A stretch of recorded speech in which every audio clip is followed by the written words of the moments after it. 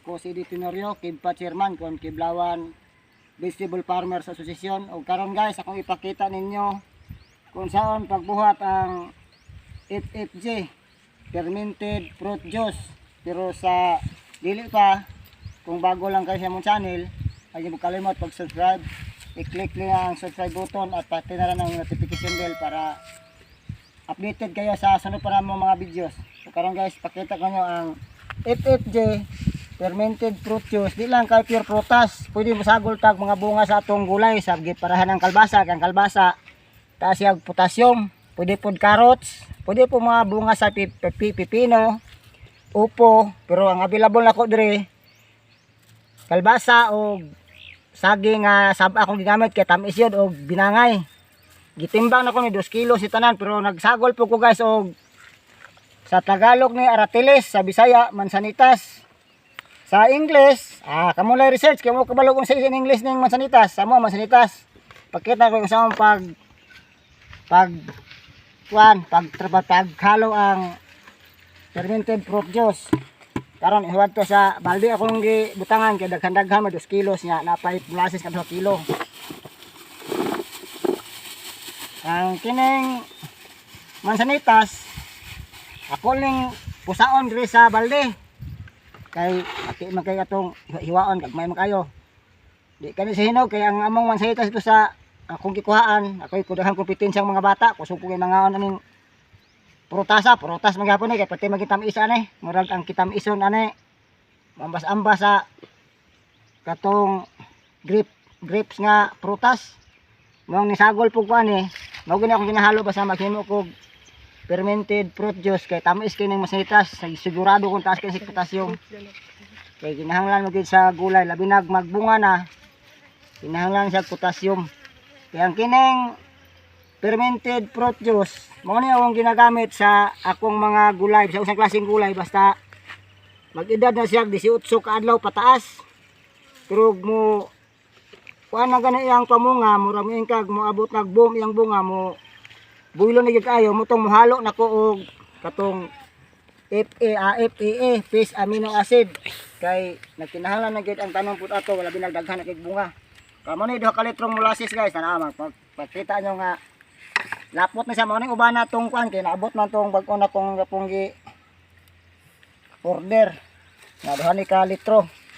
Muni ka kuan ka ratio sa 2 ka kilo nga kining hiwa-hiwa nga kalabasa. Ang kalabasa di na pwede panitan pa kay kining panit og nila pa taas ta kanig vitamin gyapon. Sayang po dubla hago na pud og inyo pang panitan.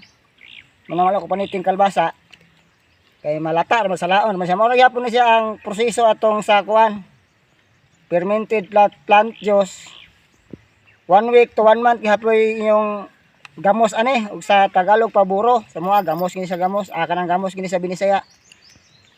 Inyo yung haloon siya nga inyong kuno nga mahalo gid siya tanan sa molasses. Nya ang inyong ihalo mao gyapon to di mo pwede mo gamit tong mga metal nga mga materyales pareha ng kutsara, mga luwag nga kuan. Kini yung kawan maning kawan na gamit pud mo sa una tong sa fermented plant juice namo inyo kayog tarong. Nga mahalo siya ang kuan, mahalo gid siya ang katong inyong gi-slice nga mga prutas o di ba mga kalbasa, ano baron carrots. Pero ang pinaka-best kani guys, kalbasa o kining carrots o mogamit yung klase nga gulay kay tamis po ng carrots, taas gid sa potassium. Pero wala pwede na po tong upo, ang pipino. Kung say available sa inyo ang dool, di lang po yung nga mamalit gid mo kay inyong igamoson. Pero kung gusto din mo mabuhat nya, wag din mo sa inyo ha. Di mapugos ibog pamalit, pwede mo pili atong mga class B kay barator ng class B. Alam mo pagbuhat atong mga class A kay mahal siya nya. Palaton ra man gihapon yo, class A o class B palata, di na mailhag as class A kasi class B. Di kani siya hasol o kayon ang FFJ kay dili man nimo pareha sa katong sagbot nga mga disod ka suoton sa molasses kini dali kami sa suoton sa molasses kay hiwa ra man nimo. Nya mo rin po proseso ani nighuman mo ani siya ukay. Human siya ukay wa mangigimilit kisa nga suilas daplin lahi atong sa sagbot nga atong gibuhat katong fermented plant juice. kini sagol na siya kay dali man maka sulot yun ang molasses sa mga ining prutas nga atong gi buhat. Ang proseso mogamit hapon kag net og naamoy net nga katong plastic nga net nga murag nylon pwede to pero wala pwede ra musket nga damang mga musket nga guba akong gamit musket ra akong gamit kaya ang atong masureball ani nga mahulom ginatanang mga kalbasa mo saging sa molasses. Magapoy proseso butangan siya butog bato nga pabugat. Butang ko upat ka bato. Tulo nga nagsinugang. Makatulo ka nagsinugang. Dayon patungan na kustunga. Kay para sureball ga kung makaan siyang masureball gyud nga ang katong mga atong prutas o katong kalbasa mahumol siya sa molasses. Kay kung mulutaw po na siya di siya mahumol, di siya matarog kalata. Kaya kinit, isa kasi manang kadto sa isa ka bulan na inyong proseso aning pagabuhaton ug mogamit na gid mo, di pa mo kaagwa di na maabot sa kabulan kay wala gyud mo magamit. Mapa ni siya daghan dili ug nakuha pa dili malata, imo lang po na siyang ug magbuhat kag usab, pwede ibalik mo siyang ipon pero wala na, di na ka magbuhat og usab. Pwede kay mo ano siyang kuanon ra, isagol si mo mga birmikas gihapon o di ba sa may mga ginuhat mong compost. Kiniran ta ko ba og gamit guys kay haom man po ni siya. Haom ra kay sa datugan ko ra po ni siyang bato dire. Nakala ko nang butang to sa kanti ka po sa minitan. Ay lang po sa rep. Mara na ako gipakita guys sa pagbuhat ang fermented fruit juice dali ra kay isa pero kung wala gid mo yung mga gulay-gulay prutas nga magamit, mapugos kitag pamalit og katong mga class B na. Maura to og sa sunod ipakita mo na ko yung saan pag buhat sa katong EPA, fish amino acid nakabuhat nako pero wala na mo to ba video mga una na mo nabuhat. Karon sa next video magbuhat ko lain na pong kanang EPA kay para makita yung isang pagbuhat guys. Ug maura to salamat.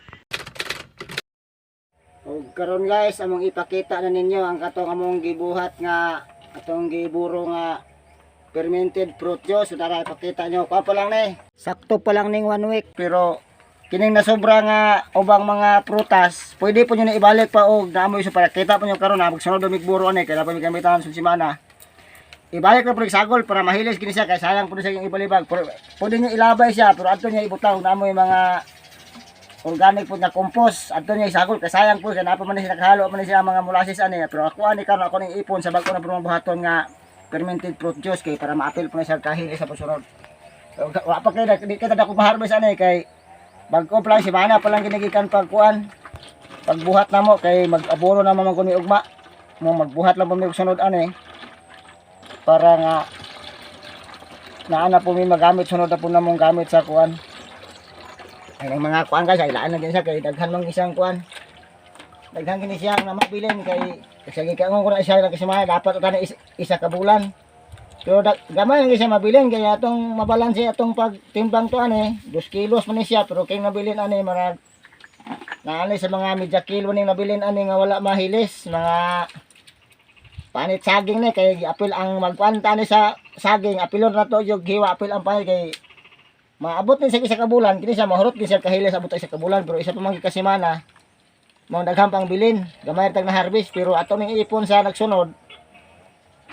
Sure ko nga sunod harvest wala ni siya nga katong kuan ang masobra na pa to sunod kay pabuton to sa kabulan gid among kinakuha nga ibali yang harvest ato nga organic fertilizer ato alam po ning ano na ang masobra ni pwede ibutang sa akong birme makaon na mo si birme gyapon na muna ni siya ay finished product sa kuan fermented fruit juice. O human pud ani among ipakita ang katong sa fermented plant juice kung sa nahitabo sa katong mga dahon sa mga kahoy katong kamunggay pilipil og pwede ka kaunagan po tayo mabilin kay isa ka semana lang hapon ni siya pero ibalik lang hapon nagabog pakaon lang hapon sa sunod nga buro karon ana po kibali gamos nga 3 kilos isa kapen sa to magkinahanglan ko ani og 3.5 kilos magkinahanglan ko ani 3 ka litro tunga nga molasses pero og asukar nga gamiton og wag mo makuhang molasses o may available nga molasses makuha inyo ha pwede inyo haning ikuan sa gulag asukar nga katong brown hayo tong puti kay may vitamin tong puti kining brown isagol o muna siya sobra guys Atong na-harvest sa duha man ka litrong molasses gisagol ani. Tingali almost mga 1 point kami isa ka galog tunga man 1.6 liter. Naagi tayo mahapit isa ka galon atong nakuha nga 4 liters nga isa ka akuan sa 2 kilos o duha ka litro nga molasses. Sa ato pa natin nakuha nga mga hapit og isa ka galon. Sa ato pa ang katong presyo sa nahilis nga prutas sobra litro pud siya wa pud kabot ka manikabot gyud kay galon. Mga hapit lang gamay gyud kamay kulang usa ka galon. O karon ipakita na ko inyo ang kiring sulod mong buro. Kini isagol taga po na siya, sayang magilabay ni. Sulod nga buro. Mo ni among di kuan slice na nga wala ko masitas, ko hirap masitas, kalbasa o saging pure saging binangay.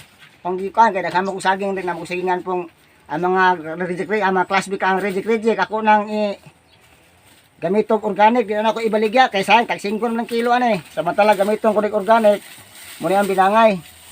Nagresyon ni siya og kuan 3 kilos og tunga, apil ni siyang kalbasa na. Karon kagulan tani og isa ka balik tulok ka litrog tunga nga molasses. Mo ni siya guys, mo ni kibali sa kuan na po magburo mo inig harvest ninyo.